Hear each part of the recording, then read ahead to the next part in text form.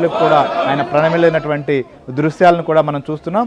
Even screen పైన ఎక్స్క్లూజివ్గా ఆయన ఏదైతే తొలిత తన ప్రణమిల్లి అక్కడ ఆయనకు ఏదైతే అసెంబ్లీ మెట్లకు కూడా నమస్కారం చేసుకొని ముందుకు వెళ్ళబోతున్నటువంటి పరిస్థితి. ప్రస్తుతం ఆయన ఏదైతే 4వసారి ముఖ్యమంత్రిగా ప్రమాణ స్వీకారం చేసి తొలి రోజు అసెంబ్లీలోకి అడుగుపెట్టబోతున్నటువంటి తరుణంలో సభ్యులందరూ కూడా స్వాగతం పలకడమే కాదు ఆయన మెట్లకు కూడా ప్రణమిల్లి ముందుకు కదిలినటువంటి దృశ్యం మనం చూస్తున్నాం. మరి కాసేపట్లోనే ఆయన సభ్యులుగా కూడా ప్రమాణ స్వీకారం చేయబోతున్నటువంటి పరిస్థితుల నేపథ్యంలో అసెంబ్లీలోకి తెలుగుదేశం పార్టీ సంబంధించినటువంటి అధినేత ఆంధ్రప్రదేశ్ ముఖ్యమంత్రి చంద్రబాబు నాయుడు, మంత్రులు, సభ్యులు కూడా చేరుకున్నటువంటి పరిస్థితి. ప్రస్తుతం ఆ అసెంబ్లీ ప్రాంగణంలో చాలా సందడి వాతావరణం నెలకొంది. సభ్యులందరూ కూడా వస్తుండడం, సభ్యులతో పాటుగా వారికి సంబంధించినటువంటి కుటుంబ సభ్యులు కావచ్చు, అభిమానులు కూడా చాలా పరిమిత సంఖ్యలోనే అనుమతించే పరిస్థితి వచ్చింది. ఎందుకంటే విజిటర్స్ పాస్ కూడా లేవు, అయినప్పటికీ కూడా అక్కడికి రావడం జరిగింది. మనం చూస్తున్నాం ఏదైతే తనకు నిండు సభలో జరిగినటువంటి అవమానంతో ఇది కౌరవ సభ, ఒక గౌరవపూర్వకంగా ఉండాల్సినటువంటి సభను ఈ రకంగా మార్చారు అని చెప్పి చంద్రబాబు నాయుడు చాలా భావోద్వేగానికి లోనయ్యారు. తిరిగి ముఖ్యమంత్రి హోదాలోనే అసెంబ్లీలోకి అడుగు పెడతామని చెప్పి ఏదైతే శపథం చేశారో ఆ శపథం ప్రకారమే ఆయన ముఖ్యమంత్రి అయ్యారు. ప్రస్తుతం అసెంబ్లీలో కూడా అడుగు పెట్టినటువంటి దృశ్యాన్ని కూడా మనం చూసాం. ఏంటి అక్కడ సత్య?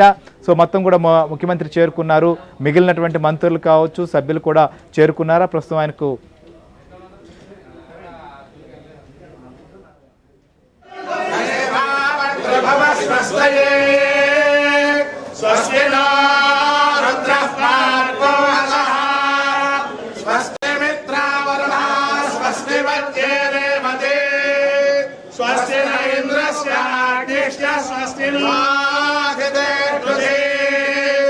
स्वस्ति बन्धामनधरे वसूर्या चन्द्रमसा विभा पुनर्तदधाग्नता जानता संगमेमहि स्वस्ति अनन्ताक्षमरिष्टने निर्महद्भोरं राजसौ देवतानाम् असुरक्षमिन्द्रदखो समत्सबृहत्यशोनामिवारुहेमा हौमितमाङ्गिरसङ्गयम् सर्वस्यात्रेयं मनसा चटार्क्ष्यम् प्रयतवानि शरणं प्रपद्ये स्वस्तिनो माघेश्वरयन्नोऽस्तु